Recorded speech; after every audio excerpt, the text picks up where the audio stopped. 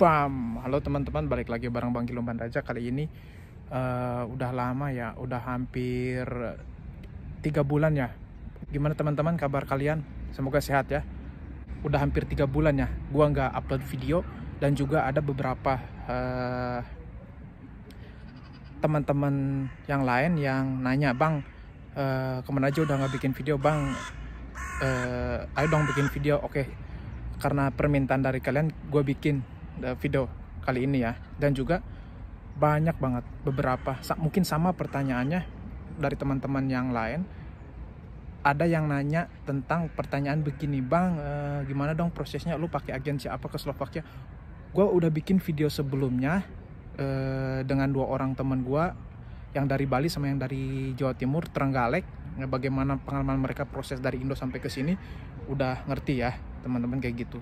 Masih ada. Nah, untuk sekarang gue bakal share pengalaman gue pribadi, bagaimana gue bisa nyampe di Slovakia ini teman-teman. Oke, jadi jangan lupa di subscribe, di like, dan juga di share ke teman-teman yang lain sebagai bentuk dukungan. Oke, langsung cekidot. Oke, jadi begini cerita awalnya teman-teman. Gue waktu dulu mungkin sekitar 4 tahun, ya hampir 3 tahun yang lalu, gue pas waktu nyusun skripsi zaman kuliah itu, gue emang bener-bener pengen kerja ke luar negeri gitu ya. Nah, yang pertama itu sambil nyusun skripsi, gue sambil searching di internet kan. Nah, disitulah gue nemu salah satu lowongan pekerjaan. Pertamanya gue dulu itu nyari di internet bagaimana bekerja ke luar negeri. Nah, sebenarnya tujuan utama gue itu pengen ke Australia teman-teman. Ada namanya program Working Holiday Visa waktu dulu sebelum corona kalau nggak salah gue. Nah, di situ setelah gue masih nyusun skripsi, nah ini bagus nih program ke Australia ini, itu tujuan utamanya gue dulu sebenarnya. Nah, setelah itu karena corona, singkat cerita karena corona gue nggak jadi ke sana karena perbatasannya itu semua ditutup. Nah, setelah itu, beberapa bulan kemudian gue searching lagi tentang bekerja ke luar negeri, dapatlah gue di internet. Nah, bekerja ke Slovakia ini. Nah, gue di situ kan nggak tahu sama sekali tentang negara Slovakia ini kan. Nah, gue searching Slovakia itu di mana, negaranya seperti apa, terus masyarakatnya bagaimana. Gue searching di situ. Nah, setelah gue searching, nemulah, wah, oke juga nih. Nah, barulah gue apply teman-teman. Jadi tahap pertama itu gue apply. Jadi gue dapat itu tahap pertama itu apply ya, seperti CV dan dokumen lain-lain kayak gitu teman-teman. Nah, setelah gue apply CV, adalah interview. Nah, jadi gue itu ada 2 agensi. Nah, jadi ada dua agensi. 2 agensi ini, agensi yang di Slovakia sama agensi yang di Indonesia teman-teman. Mereka berdua tuh kerjasama, dan setelah mereka bekerja sama untuk perekrutan kayak gitu. Istilahnya kalau misalkan di Jepang tuh, kalau kalian mau ke Jepang kayak LPK mungkin ya, tapi ini beda. Proses ke Jepang sama ke Slovakia itu beda. Kalau ke Jepang harus sekolah dulu, harus sekolah bahasa dulu apa segala macam. Tapi kalau yang gua proses ini enggak sama sekali. Oke, kita skip dulu yang ke Jepang. Kita lanjut lagi cerita selanjutnya. Jadi setelah gua apply CV, terus beberapa bulan kemudian langsung di interview sama pihak perusahaan.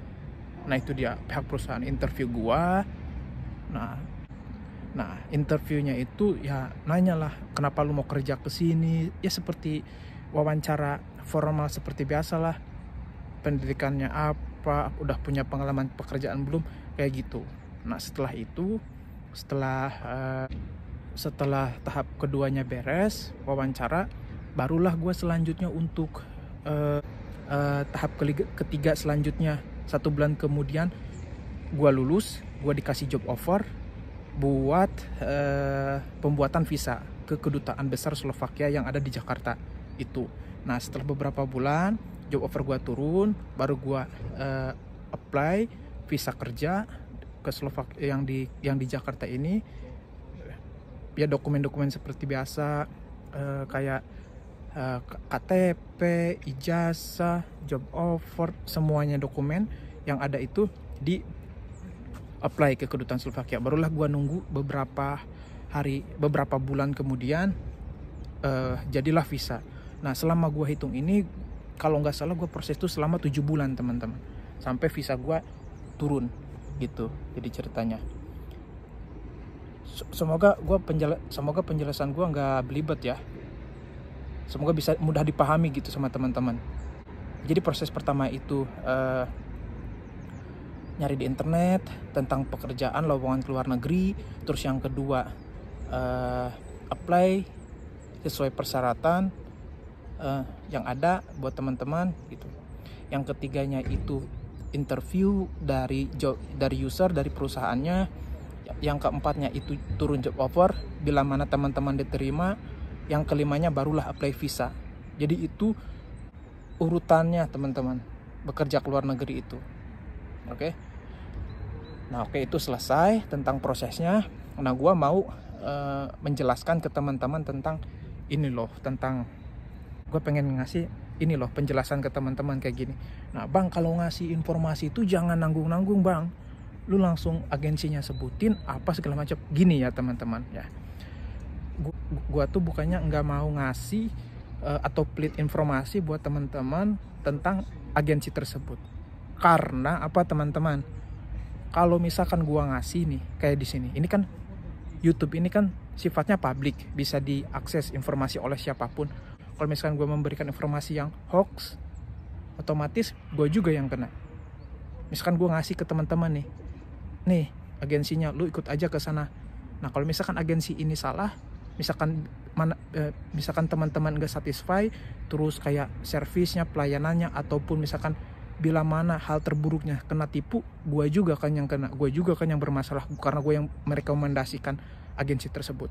Nah jadi itu teman-teman alasan gue nggak mau ngasih detail tentang agensi tersebut gitu. Kalian bisa nyari sesuai research kalian, sesuai penelitian kalian. Ini agensi tersebut layak atau enggak dipakai buat teman-teman. Karena banyak agensi juga yang benar-benar sekarang kurang memuaskan, dalam arti pelayanannya tidak sesuai apa yang disebutkan gitu. Paham gak teman-teman? Gitu. Itu aja sih menurut gua. Terus nah sekarang ini di Slovakia lagi musim dingin ya, winter. Gue pakai beginian aja, pakai apa namanya? Santai aja, pakai sweater teman-teman. Kayak gitu.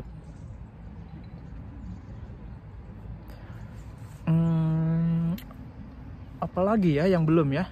Gue tuh ingin memberikan informasi apa adanya, sesuai apa yang gue alamin, sesuai apa yang gue rasain gitu. Jadi gue nggak memberikan mengada-ngada kayak gini, informasinya nggak dilebih-lebihkan, sesuai apa yang gue alamin gitu teman-teman. Nah makanya, nah kalau gue pribadi hati-hati aja ya kalau misalkan yang mau bekerja ke luar negeri. Kalau pesan gue pribadi, hati-hati aja yang mau bekerja ke luar negeri, karena banyak ya agensi yang benar-benar memanfaatkan kesempatan ini gitu, memanfaatkan kesempatan untuk ya dalam tanda kutip menipu lah teman-teman gitu. Nah makanya harus pintar-pintar memilih dan harus pintar-pintar juga melihat dari akreditasi agensi tersebut gitu teman-teman, pesan gua secara pribadi ya. Oke, gua mau memberikan informasi terkini sama teman-teman. Ini di taman yang sering gua ngevlog ya, karena kalau misalkan di taman kayak begini tuh enak gitu, kayak sunyi gitu. Apa informasi yang gua sampaikan enak, refresh gitu. Jadi gua bisa berpikir lebih jernih gitu kalau di taman kayak gini. Taman di sebelah apartemen gue ini teman-teman, sambil gue liatin suasana sekitar ya kayak gini. selain memberikan informasi ya kita jalan-jalan aja. Ini kayak kota daerah. Ini lagi musim dingin ya, winter.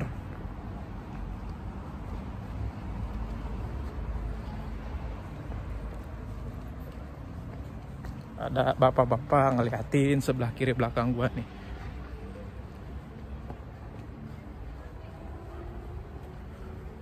Oke deh, segitu aja ya karena gua mau balik, teman-teman. Semoga bermanfaat ya. Oke, ciao. Nah, kalau yang tadi gua taman kecil ya, sekarang gua lagi berjalan di taman yang lumayan agak gede, teman-teman. Lumayan agak gede. Pinggirnya gua ini bisa lihat kayak gini. Masih dingin juga, masih pada nongkrong, teman-teman. Gua nggak bakal videoin lama-lama ya karena gue udah beberapa kali nge-review kota Žilina ini, kayak suasana tahun baru, kayak pas waktu hari-hari biasa gitu, jadi udah nggak aneh gitu kan ya teman-teman. Cuman lagi jalan sore aja, jalan santai sambil memberikan informasi, sambil sedikit jalan-jalan virtual gitu kayak gini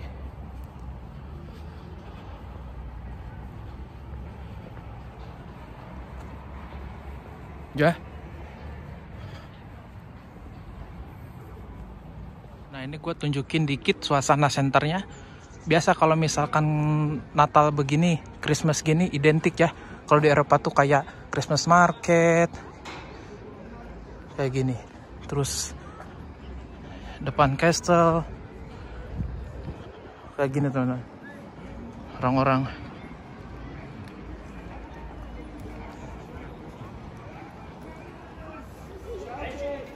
kayak di Dufan ya kalau begini ya.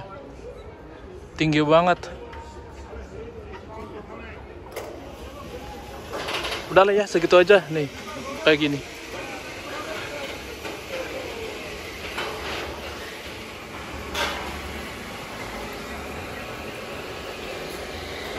Inilah suasana identik Eropa.